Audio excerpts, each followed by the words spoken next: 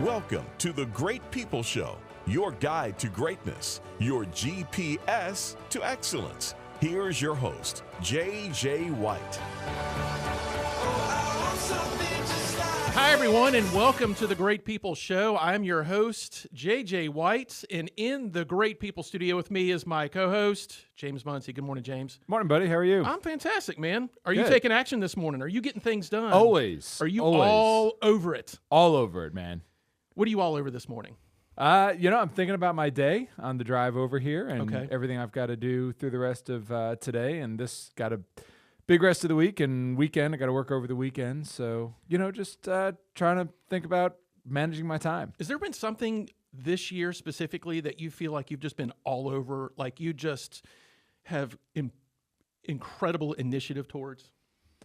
A lot of the stuff around my friend Brad, and That's right. a lot of things with him are that was kind of unexpected and pushed on me. But it's been a year of change. Yep. The last 12 months, a lot of change in personal life, professional life, and it's taken a lot of initiative to really grab that by the horns. Well, today's show is about grabbing things by the horn, not people, grabbing things by the horns. Today's show is about taking action, having initiative. So thank you for being here wherever you're listening to us right now, Facebook Live, our podcast on radio here in Richmond at 92.7 FM. Thank you for being here and allowing us to be a part of your journey. And this is a topic that is so close to my heart, James, mainly because I struggle with it. This is something that I think I and most people struggle the most with, is getting things done. But specifically at the very front end of it, at the start, is getting started, taking the first step. This week's social media research question was, what's one thing you can do right now to get started? Yeah. And it's not for a lack of awareness. I don't think there's really any confusion as far as what that next step is in our life to do something amazing, but it's just not getting done. Why? We take a lot of excuses for ourselves, I think. We are every day, we know what we need to do. We know what initiatives we need to take. But on a daily basis, we come up with excuses in our minds as to why not to do that. It starts every morning when that alarm clock goes off, JJ. Amen. The alarm goes off, and what do? You come up You with a have a couple reason choices. why you can hit snooze and sleep a little longer. And for a lot of us, I think that sets the tone for our entire day. Oh, absolutely. No doubt about it. And I'm guilty of that. I was guilty of that this morning. So what's your routine? When does your alarm go off? It depends on if it's a day I'm going to the gym or not, but depending on that, either 6 or 6:30. So mine goes off Monday through Friday at 5 a.m., Okay. regardless if I'm getting up to exercise. Wow. Habit. It's all about habit. I have absolutely consumed a new book called Atomic Habits by James Clear. I think it's fascinating. His last name is Clear because he brings a tremendous amount of clarity to that.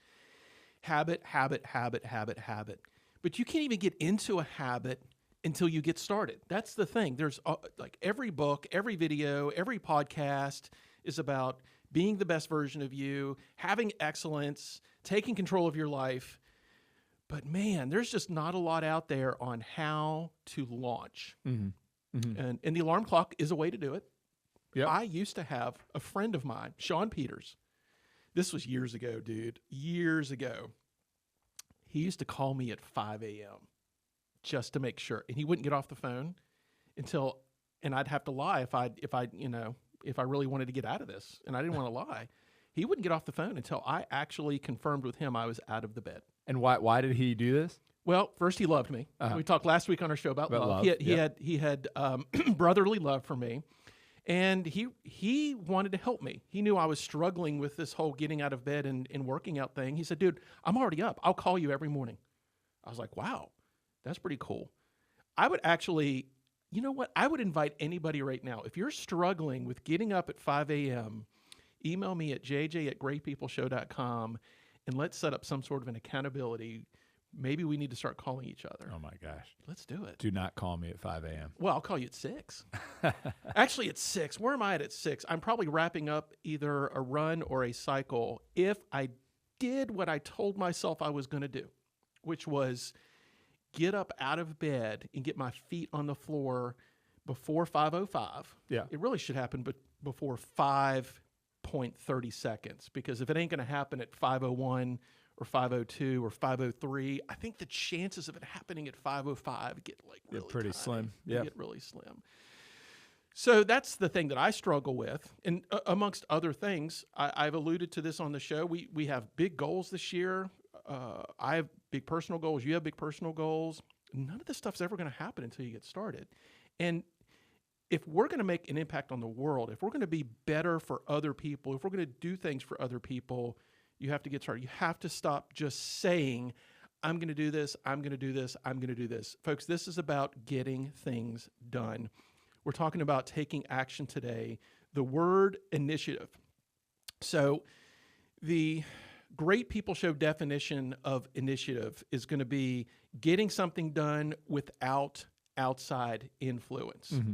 Now, you may need outside influence to get the party started, to get in the habit of getting started, because getting started is not just a one-time event. Like we just mentioned with getting up and working out. This is something that's got to happen every single day. So the getting started has to become a habit, but this is all internal. This is all about you. This isn't about someone holding you accountable. This isn't, if you're a believer in God, this isn't about, well, God will get me going on this. No, this is about you. How do you get yourself jacked up to go get started in something, especially if there's some inherent resistance inside you to do it? Well, that's I try to find a reason to mentally justify to myself that it is something that I want. Because where I struggle, I think where so many of us struggle, is motivation about the things that we really aren't hungry for, that we really don't want to do. And I know that's such an obvious thing to say, but think about when you're really passionate about something, when you genuinely want to do something, you'll do anything to make that happen. So I try to choose my attitude about it and turn it into something internally that I genuinely am hungry for and want to do. There has to be motivation. There has to be motivation, but, and this comes straight from the Atomic Habits book, give Mr. Clear some credit on this. Here's the visual that he brings out. He said it's like having a crimp in your garden hose, right? It stops water. You bend that water hose and it stops water. It's almost like, well, it's not like it is. Motivation is like trying to turn up more water pressure to get more water through that hose. Mm-hmm. He said that's not going to solve your problem. Motivation is not going to solve your problem. You have to do something about that crank in the hose. Mm-hmm. So we tend to think a lot of it is just, if it is to be, it's up to me. We're going to keep just pushing harder into something. That most often isn't what's going to, it might work once, it might work twice, but the internal just, I'm going to motivate myself starts to run out. There has to be all these things in our life that we're setting up. We're going to talk about it on today's show. What are all the things in our life that we can set up to ensure that we have a better chance of getting started? Yeah. Just getting things rolling. But it's like you said, that it's all about the first step. The first step is always the hardest to take. I mean, once you get out of bed in the morning, hopefully you're not going to get back in. You can go through and go through the rest of your day. I mean, I don't want to go to the gym in the morning. I don't really like going to the gym. I try to go at least 3 mornings a week. But, again, once I'm out of bed, I'm there, I'm going. Years ago, and you and I talked about this, I did P90X. Yeah. And went through like a twig, dude. Went through the whole program. You program. turned into like an Ethiopian. So I hope that didn't offend Ethiopians. So Tony Horton, who is the inventor of P90X and the very loud personality in it, his whole thing at the end of every single day is he says, all you have to do is push play. Just keep pushing play. Just keep pushing play. And man, that was profound, JJ, because it really was true. If you showed up and you could just bring yourself to hit that play button, once you hit play, you're in. You're doing it. We're hitting play today, folks. Yeah, but that's the hardest part, man. Just and so he would, at the end of every episode, just keep pushing play every single day. And man, wish the rest of life was that easy. But but isn't it? Why isn't it? Why isn't the rest of life just hitting play or press? I guess you don't hit it, you press it, or in some cases now you have to touch it. But why can't we make the rest of life, everything in our life that we want to get started, a matter of just where's the play button? How do we just keep it so freaking simple? So we're going to spend some time talking about what's holding us back from that. But before we do that, I have a question, because we need to clarify this. Is initiative a feeling, an action, or a thought process? Is it one of these, two of these, or is it all three of these? I would say it's all three. Okay, which one do you think it is more of? A thought process. Okay, tell me more about that.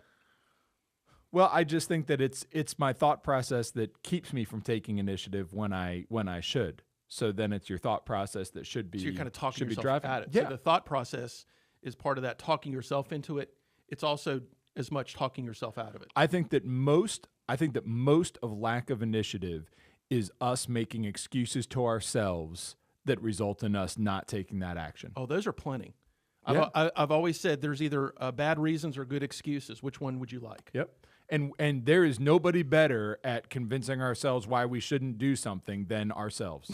I mean, We're professionals. I am the yeah. We are professionals. And so yeah, I think our thought processes control our actions and our motivations more than anything. It's mind over matter, right? I mean, that those thought initiatives are what are giving me the reasons not to hit that play button. Yep. So we've said this many times. What you think controls how you feel. How you feel controls what you do. What you do controls who you are. So it very much, in my opinion, initiative is a thought process. It is what you put into your head, because you can talk yourself into it or talk yourself out of it. There's also those inherent emotions in something. Like, we don't have problem with initiative on things that we love to do, things we're passionate about, things we're excited about. Like, you give me a day off to go spend some time with my kids, no initiative problems there, none. So it all leads into the action, right? It all leads into the doing. So if we're going to pull some levers on taking action, it's not just jumping to action. You have to really control what your thought process on this, fight the demons in your head, and you also have to connect that to a positive emotion that you're looking to have inside you that's going to drive this. So let me turn it back on you then. So do you think, is it a feeling, an action, or a thought process? I think it's sequential. My advice is you cannot jump to action on this. Even though it says, if you're watching us on video, massive words, take action. This is about, what are you putting into your head? What are you feeding your mind so that it controls how you feel, so that drives you towards actually taking action? And some of it is because we are experienced in it and we know we're going to get something incredibly positive out of it. It's not a theory. We actually physically know what we're going to get out of this. Where we get into trouble is if we've not experienced enough of those emotions to make it feel like it's worth our while. If you're new to exercise, if you're new to running, if you have this goal of, from couch to 5K, right? Yep. Think of the emotions and feelings you have of being on that couch for most of your life. That's a powerful feeling. And you may have had a couple bad experiences running. Maybe you were running from the law, maybe you're running from the bears, but those emotions don't add up.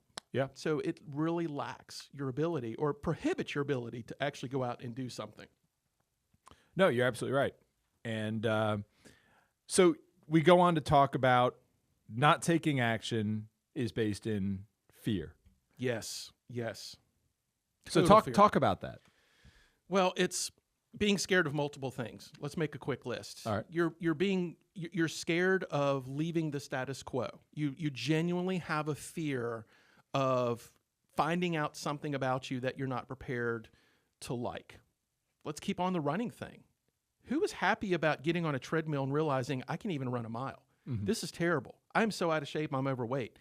That fear will actually keep you from taking more action. Even though that should be the one thing that drives you towards taking action, it's going to be the one thing, because it gets in your head and it totally locks you down, Right. And there are people listening right now that are either agreeing with you wholeheartedly or they're saying, baloney, that would motivate the heck out of me. I would realize, oh my gosh, this is a bigger problem than I even thought, and it would motivate me. I would agree with anybody that doesn't agree with me, except you ask any gym owner and ask them how they make money, and they say because 80% people don't show up. Yeah.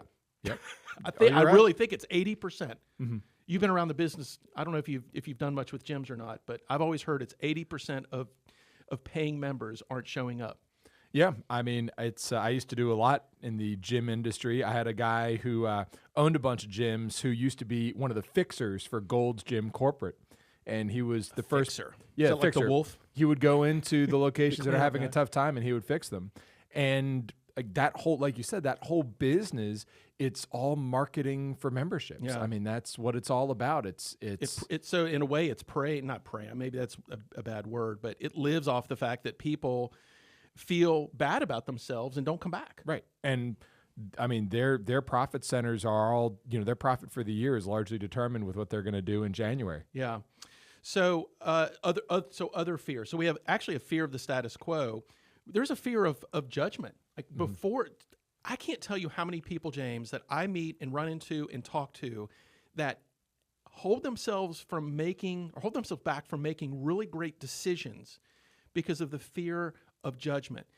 You have all these plans, you have all these goals, you have all this desire, but the number one reason I would guess that you aren't taking more action is you're worried more about what other people think about this decision than the results that you could possibly get from it. Crazy. It's I've felt that. I have felt that so many times. I've caught myself. It's like, why am I not doing this right now?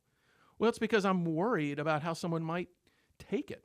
And we're not talking about just going to the gym anymore. We're talking about an initiative that you have at work, making some big decisions in your job, making some big decisions in your family. And we may actually present this to somebody and they may not like it. So we say, well, I can't do it. Right. I just am going to hold myself back. And I don't remember the exact facts, so I'm going to chop this up a little bit, but this had something to do with what Ronald Reagan was doing when he was president or wanted to do. And one of his advisors came in and said, Mr. President, 80% of the American people do not support your idea. And his response was, well, it sounds like we need to get out there and do some more education. Mm-hmm. So that's a person that in that particular moment is not going to let what other people think about him change his action, change his initiative. He's going to look at it as a challenge to doing something a little bit differently. I don't think most people operate like that. I think most people, when we have that kind of headwind, we just say, okay, well, then I'm not going to take action on it. I think so. And again, a lot of time that's the easy way out. It's the every time it's the easy way out. And so it's a matter of choosing the hard road sometimes. And that's tough. The path least traveled. That's right. So another fear I think a lot of people get into is a fear of failure or success. I think both of those fears are equally as powerful. Obviously, the fear of failure is being able to live with that. The fear of success is to be able to live with that too. It's often we cannot live with that fear of success. We are scared of it.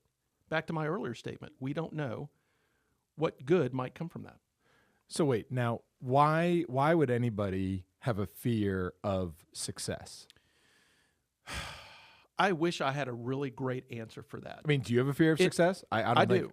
Really? Oh yeah. And all the growth that I've done personally in the last 15 years, it's whenever I have accomplished the most that I tend to pull back the farthest.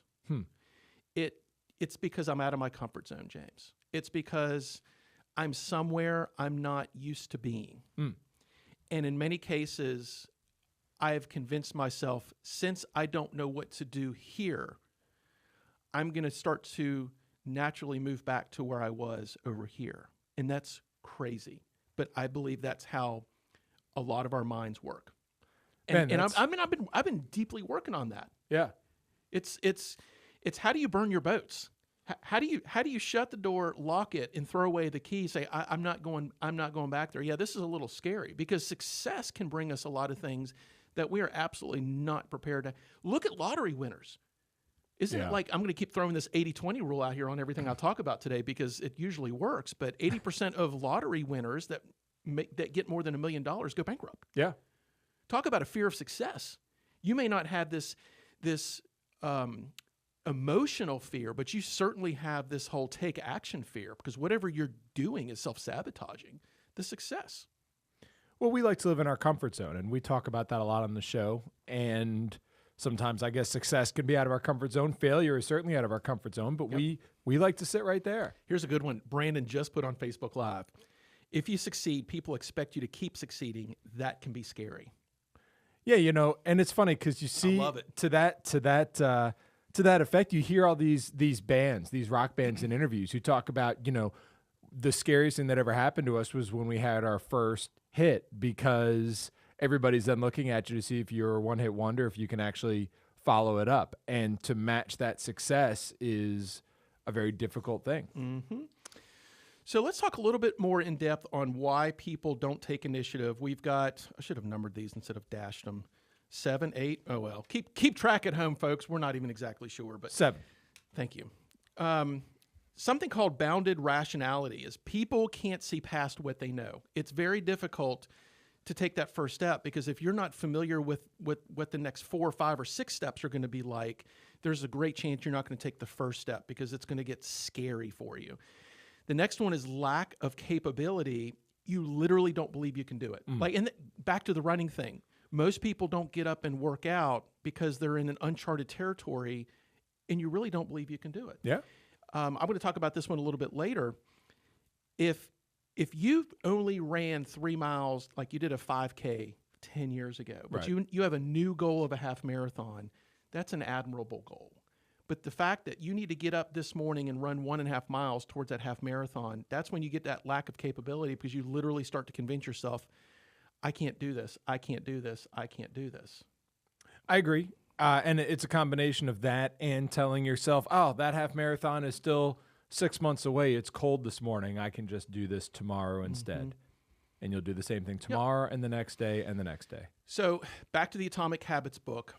Missing one commitment one time is okay. Missing the second time in a row is when it absolutely falls apart for you. So that's something to keep in your mind. If you're going to give yourself a pass on getting started on something, one time, buddy, you get one time. Once you give yourself a second pass in a row, that's when your habit or your taking action absolutely falls apart. So there should be some self-imposed pressure that you say, you know what? I already skated on this yesterday. I absolutely cannot skate on this today because I know there's a 99% chance it's never going to get done until I take action right now. And there's a lot of stats in that book. So the third one here is inaction is actually your strategy. There's a lot of people, whether you consciously or unconsciously, you do nothing because you're waiting for something to happen for you. Somebody is going to take care of it for you. If you're in a meeting and you're not going to speak up because your strategy is, well, someone else will probably share that. And that's a lack of confidence. That can be at an extreme incredibly lazy, but lazy is also a habit too. Lazy is a behavior as well. We've talked about this. It's okay to feel lazy and take a day off, take an hour off, take a few minutes off. But if lazy is your strategy, folks, you just can't. You just can't. Sorry. And you might say, well, lazy, that's ridiculous. Lazy isn't my strategy, but we see it in sales all the time, JJ. You get salespeople, and they used to hustle. They used to go out there. They used to go find the business, and they get into a rut where now they just sit in their office and they wait for the phone to ring. And they say, I've put in my dues. I've put in my sweat. Now I'm just going to let them call me. And what happens? They start to see that slow decline in sales. There's all sorts of books written about this, and they don't understand what happened. Well, what happened is, even though you didn't really think about it that way, inaction became your business strategy. That's what it was. It may not be pleasant to think about. It may not be the most positive feeling, but let's be real and honest about it. That is what your strategy turned into, is complacency. And that makes this whole taking action and initiative, that mountain becomes bigger and bigger and bigger and bigger. The more time you put between you and what you want to accomplish, the more complicated and difficult and almost impossible it seems just to get started. Another one here is busyness. A lot of people don't take action on what they really need to do because they keep themselves busy on all the other stuff, the easy stuff, the minutia, the weeds. And isn't it funny that if you took that energy that you're putting into these little things you're doing all day long and put it into something that actually had huge meaning in your life and mattered, oh my gosh, talk about crushing it. It's the same energy. It's the same time. We posted something on the Great People Show Facebook, or probably everywhere, Instagram, everywhere last night, about a $300 wallet holds the same amount of money as a $100 wallet. A Bugatti will get you just as far driving it as a Ford will. And the holes that are dug for our graves, for all of us, they're the same size. Yep. So whatever you're doing now might be getting you to X. Just imagine if you applied that same energy, that same time to your really big goals and the things you want to accomplish, not just for yourself, but the things that you're trying to accomplish for your family, for your work, for other people. Oh my gosh, how amazing and powerful that could be. Yeah, you have to want it, because you know what? That's harder, JJ. It's harder to do that. You know, it's like your whole gym thing. It's a lot. You could spend an hour exercise and you can sit and you can walk on a treadmill, or you can jog, or you can run. And you know what? It's harder to jog or run than it is to walk, but your results are going to be better if your goal is to run a marathon. But it's about action, though. When I was at the gym this morning, I got there around 5:20ish, 5:25. There were more people on the treadmill walking than there were running. Those folks were taking some level of action in their life. I don't know why they were walking and not running. I don't know, but they were there. They were getting things done. So it actually leads us to another barrier on why people don't get started, is because we expect it to be perfect and great out of the gate. And it leads to this feeling of despair when it's not, whenever we show up and get there and it's not what we expect, or I'm not going to go and walk because I should be running. And if I can't run, I'm just not going to go at all. It's ridiculous. Or wow, that was a lot harder than I thought. I'm obviously not cut out for this. Back to P90X. The first night I ever did P90X, absolutely true story. I finished. I literally crawled up the stairs. I know that sounds funny. You did the whole 90 minutes, right? I did the whole 90 minutes. And your first time? First time. I mean, that's how you. No, I made it. I've heard most people don't make it past It wasn't 30. pretty, but I did it. I literally crawled up the stairs, crawled into bed without even showering because I couldn't even stand up. And I thought, I had those thoughts. I thought, how can I ever finish this program? I can't. 90 days. You got to be kidding me. I couldn't even get through one. I feel like I'm about to. You had a feeling of despair, didn't you? Oh, it was beyond despair. I felt broken. But somehow I motivated myself to continue. And by the end of it, I mean, I'd finish it and be like, "Is that it? Really? I'm ready to go again." Really? Oh yeah. It got exponentially easier.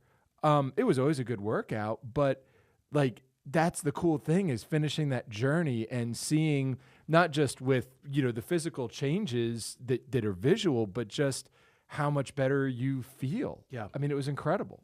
And so there's you've probably heard of the law of diminishing return. I can't remember the name of it, but it's actually the inverse of that, where when you start something, you're getting your least amount of return. And then you do it some more and you get a little bit more return. It's only till further into the curve that you really start seeing the product of what you're doing. It's like starting a business. It's like running. It's like everything else in life. It requires so much patience, but people just drop out early and you have this feeling of despair. Another huge barrier that we run into are naysayers, people that tell us, dude, I've got this one guy at the gym. He's an older gentleman. He just talks my head off. I've started wearing earphones now. And every time I'm there, he jokes about, he goes, "Man, you need to slow down." He goes, "You need to take it easy." He's literally trying to talk me down because he's over here taking his time and walking every time. He's trying to be funny. He's trying to break conversation. But it's amazing how negative people can be around you, even if they're joking, but are they really joking?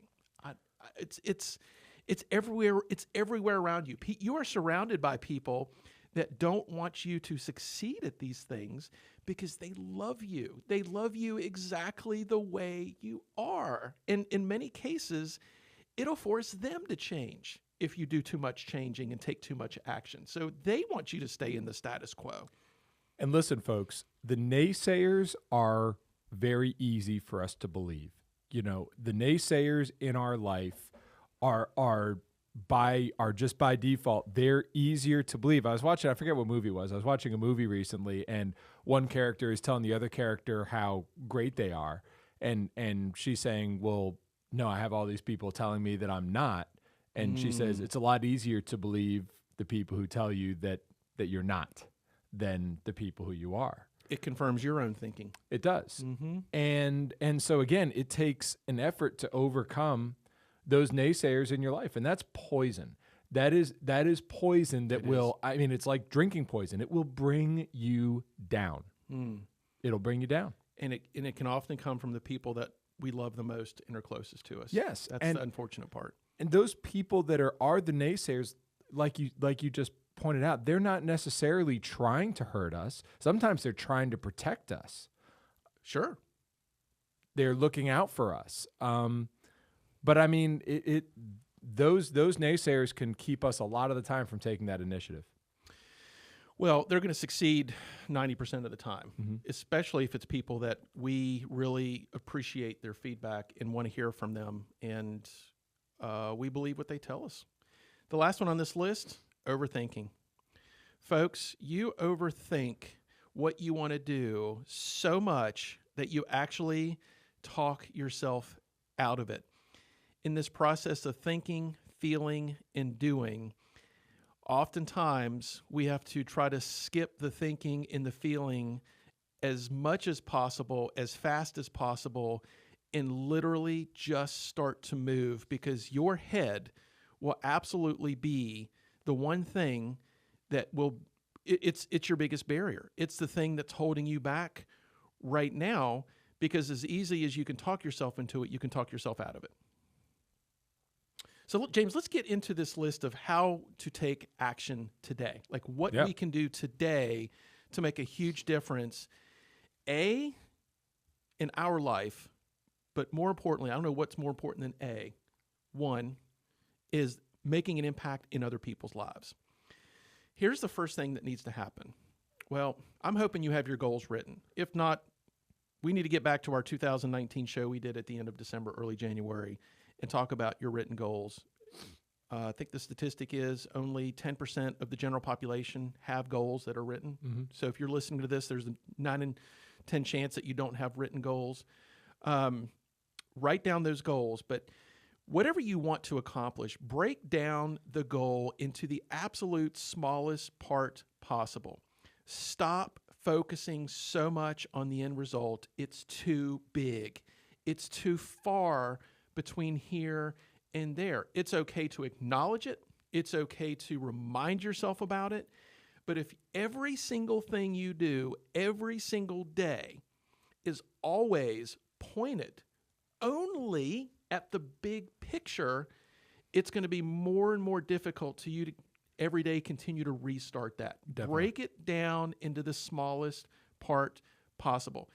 I'm going to harp so much on this running thing today, mainly because it's the thing that I'm struggling the most with right now, is rather than saying, I want to run a 5K or I want to run a half marathon, okay, new goal. I want to go to the gym tomorrow morning. New goal.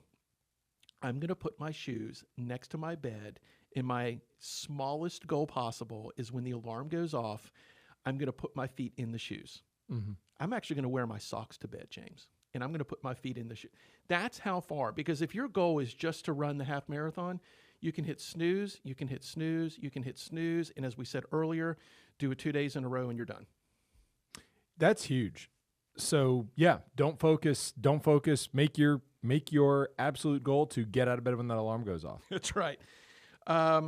Here's probably, in my opinion, one of the bigger ones is physically get moving. Put motion into whatever you want to do.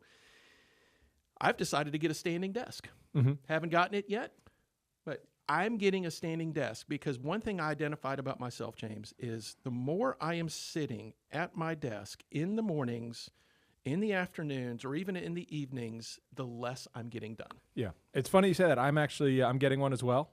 I'm moving offices here in a couple months, and Nice. and when I do, I'm going to get one of the uplift desks. I was looking at that one. And so super excited It's about healthy, but from our context, it's about literally moving more. Yes. And getting out, just getting out with other people, getting out and mingling more with life is a huge step in taking action. The more comfortable you are, the more reserved you are, the more lazy and relaxed you feel, the less chances are that you're going to actually take new action in your life. Yep. Couldn't agree more. Greg says on Facebook, eat an elephant one bite at a time. Couldn't agree anymore. Another one here is get an accountability partner. Now, this is great for getting started early.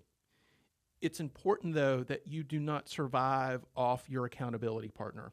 This is someone, like I mentioned Sean earlier, is get me started, Sean. Get me in the habit, because if your accountability partner is the only reason you're ever going to show up somewhere or do something, that accountability partner is not going to be around forever. So you need to be ready to launch away from that accountability partner. But an accountability partner is a wonderful way to actually physically get started in this. Can't be a spouse, can't be someone that may have an intention on you not wanting to accomplish your goal. And if you just joined in the show for any reason, don't take that the wrong way. It's earlier in the show. So start doing, folks. Just get moving. Break it down as small as you can. Take some action. Never let the sense of past failures defeat your next step, because that's going to be the greatest barrier to you right now. Is there's a multitude of things in your life that's already happened that has convinced you that you can't do these things. Don't let them defeat your next step. Initiative is doing the right thing without being told to do it. Yep. Here's the challenge.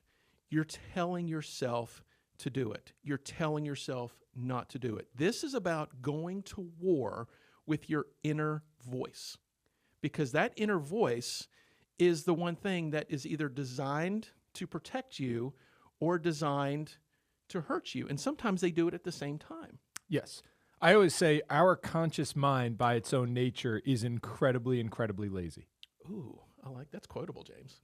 And, you have got to overcome that laziness. I love that. Yeah. So here's our challenge for you today, folks. Overcome that natural inner critic and decide today what's one thing you need to do today to make a huge impact on your life and someone else's life. We want to thank you for being here with us, whether you're checking us live or maybe you're hearing the podcast. Give us a review on the podcast if you're so inclined to do that. If it's a positive review, we appreciate that. Always, my email is always open, jj@greatpeopleshow.com. We love to hear from our listeners on future topics, on what we can do to bring more value to you, our listeners. And of course, every show that we do is on our website at greatpeopleshow.com. Thank you in allowing us to be a part of your journey. Go out and make something happen. See ya. Thanks for joining us. Tune in to the Great People Show again next week.